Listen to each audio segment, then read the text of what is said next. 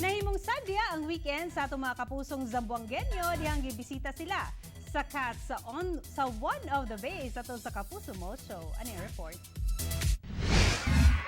So 1, 2, 3. Dili mahimutang ang mga Zamboangueño fans dihang ilang nakita ang ilang mga idolo nga Kapuso Stars. Ang cast sa One of the Bays nagdala og kasadya sa Zamboanga atol sa ilang Kapuso Mall Show niadtong Sabado sa gabii. Ang kababaihan, kilig to the bones ang gibati dihang giharana sila ni Kapuso star Edgar Alan Guzman.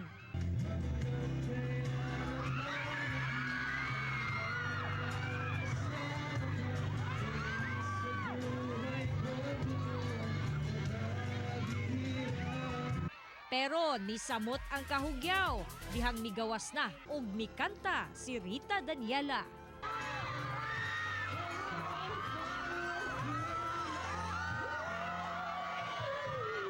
Makabungog nga singgit sab ang misugat kang Ken Chan, dihang nagperform na kini sa entablado.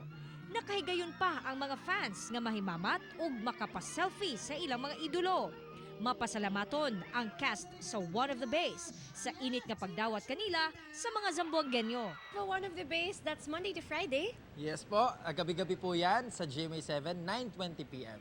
Ang GMA Regional TV 1 Mindanao, wala usab gipalampas ang higayon nga subling magpasalamat sa Kapuson Zamboangueño sa padayong pagsuporta sa programa.